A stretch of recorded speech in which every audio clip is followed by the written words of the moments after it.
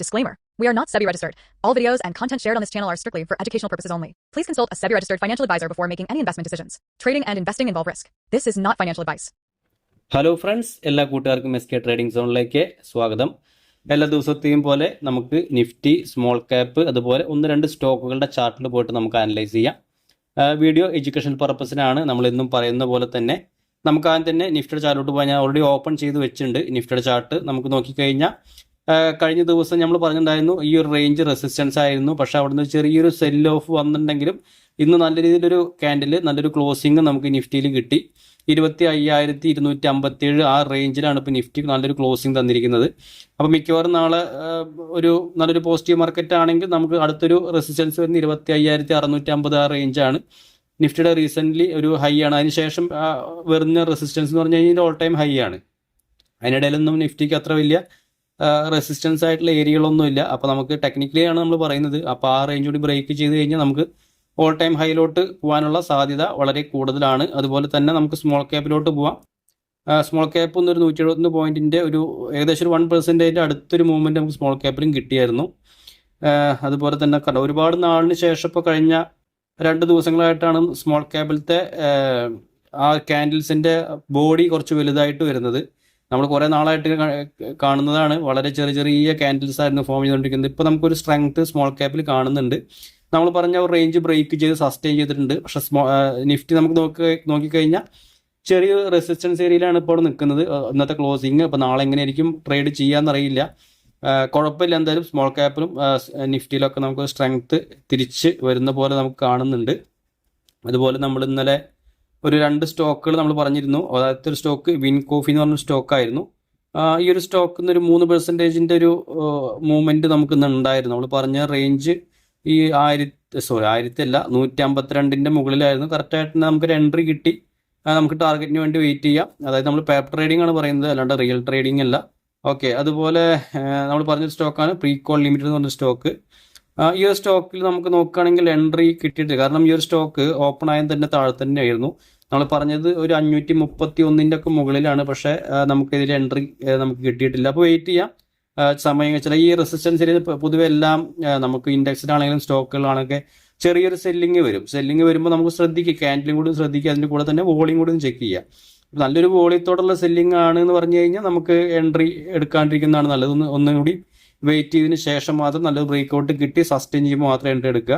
അതല്ല ചെറിയൊരു വോളിയൊക്കെ ആണെങ്കിൽ ചെറിയൊരു സെൽ ഓഫ് ആണ്. നമുക്ക് നോക്കിക്കഴിഞ്ഞാൽ താഴത്ത് നോക്കിക്കഴിഞ്ഞാൽ വളരെ ചെറിയൊരു സെൽ ഓഫ് ആണ്, വോളിയാണ്. അപ്പോൾ അതുകൊണ്ട് നമുക്ക് സ്റ്റോക്കിൽ സ്ട്രെങ്ത് ഉണ്ട് നമുക്ക്. അപ്പോൾ അതുകൊണ്ട് ധൈര്യമായിട്ട് തന്നെ വെയിറ്റ് ചെയ്യാവുന്നതാണ്. ഓക്കെ, അപ്പോൾ ഈ 2 സ്റ്റോക്കുകളാണ് നമ്മൾ ഇന്നലെ പറഞ്ഞ സ്റ്റോക്കുകൾ.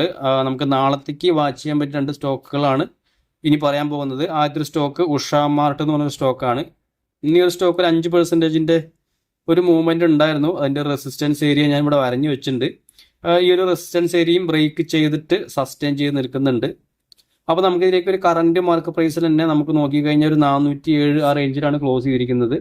നല്ല സ്ട്രോങ് ക്ലോസിങ്ങും നല്ല വോളിയത്തോടുള്ള ഒരു ക്ലോസിംഗ് ആണ് കിട്ടിയിരിക്കുന്നത്. അപ്പോൾ ഇതിലേക്ക് നമുക്ക് കറൻറ്റ് മാർക്ക് പ്രൈസിൽ എൻട്രി എടുത്തു കഴിഞ്ഞാൽ നമുക്കിതിൻ്റെ സ്റ്റോപ്പ് ലോസ് ഈ ഒരു ക്യാൻഡിലിൻ്റെ താഴെ നമുക്ക് സ്റ്റോപ്പ് ലോസ് വെക്കാം. ടാർഗറ്റായിട്ട് നമുക്കൊരു 435 ടാർഗറ്റ് വെക്കാം നമുക്ക്.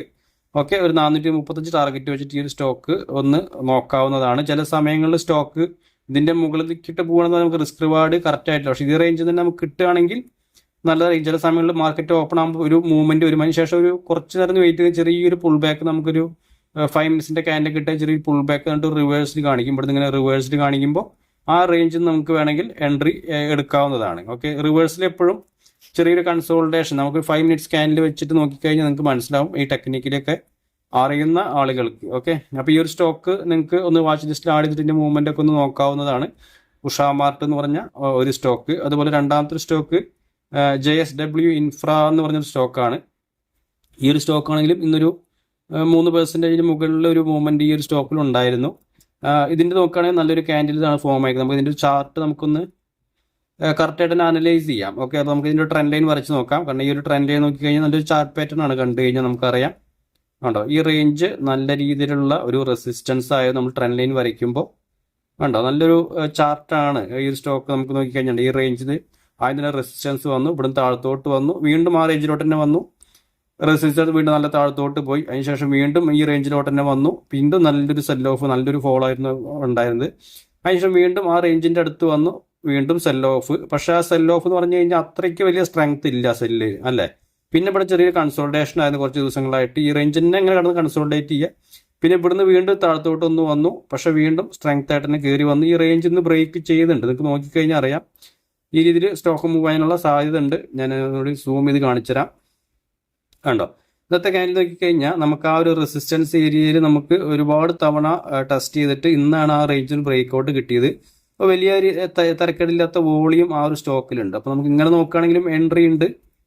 അതല്ല നമുക്ക് ഈ റേഞ്ചിൽ നോക്കുകയാണെങ്കിൽ നമുക്കൊരു എൻട്രി നമുക്ക് നോക്കാം. അവിടെ ഈ ഒരു 2-3 അതിൻ്റെ റെസിസ്റ്റൻസ് ഏരിയ, അതായത് അത് കയറി പോകാൻ ശ്രമിച്ച ഏരിയകൾ വെച്ചിട്ടൊന്ന് ട്രെൻഡ് ലൈൻ വരച്ചു കഴിഞ്ഞാൽ നമുക്ക് ആ റേഞ്ച് നമുക്ക് ഒരു എൻട്രി പോയിന്റ് ഉണ്ട്. അപ്പോൾ നമുക്ക് ട്രെൻഡ് ലൈൻ ആണെങ്കിലും ഇങ്ങനെ ഈ റേഞ്ചിൽ വരയുമ്പോഴും നമുക്ക് 2 ടൈപ്പിൽ എൻട്രി ഇതിലേക്ക് ഉണ്ട്. അപ്പോൾ നമുക്ക് ഇതിൻ്റെ മുകളിലേക്ക് നമുക്കൊരു എൻട്രി കൺസിഡർ ചെയ്യാം. സ്റ്റോപ്പ് ലോസ് ആയിട്ട് നമുക്ക് ഈ റേഞ്ച് സ്റ്റോപ്പ് ലോസും ടാർഗറ്റ് നമുക്കൊരു 345 ടാർഗറ്റ് വയ്ക്കാം.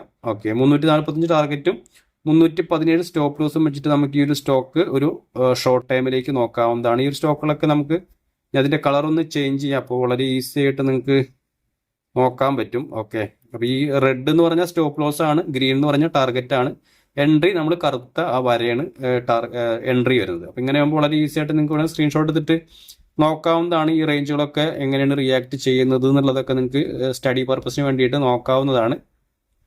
അതുപോലെ നമുക്കൊരു ടെലിഗ്രാം ചാനലുണ്ട്, അതിലേക്ക് ജോയിൻ ചെയ്യാൻ താല്പര്യമുള്ളവർക്ക് ജോയിൻ ചെയ്യാം. നമ്മുടെ ഈ ടെക്നിക്കൽ അനാലിസിസ് ഒക്കെ നിങ്ങൾക്ക് ഇഷ്ടപ്പെട്ടിട്ടുണ്ടെങ്കിൽ നിങ്ങൾക്ക് അതിലേക്ക് ജോയിൻ ചെയ്യാം. നല്ല നല്ല ചാർട്ടുകളൊക്കെ നമുക്ക് ലൈവ് മാർക്കറ്റിലേക്ക് വരുമ്പോൾ ഞാൻ ആ ഗ്രൂപ്പിലോട്ട് ഷെയർ ചെയ്യുന്നതാണ്. അതൊരു പെയ്ഡ് ഗ്രൂപ്പ് എന്നല്ല, ഫ്രീ ഗ്രൂപ്പാണ്. അപ്പോൾ അതിലേക്ക് നിങ്ങൾക്ക് ജോയിൻ ചെയ്ത് വെച്ച് കഴിഞ്ഞാൽ അങ്ങനെയുള്ള ചാർട്ടുകളൊക്കെ നിങ്ങൾക്ക്, ഞാൻ അനലൈസ് ചെയ്യുന്ന ചാർട്ടുകളൊക്കെ ഞാൻ അതിലേക്ക് ഷെയർ ചെയ്യുന്നതാണ്. അപ്പോൾ ഓക്കെ ഫ്രണ്ട്സ്, നമുക്ക് നാളെ മറ്റൊരു വീഡിയോ ആയിട്ട് കാണാം. താങ്ക്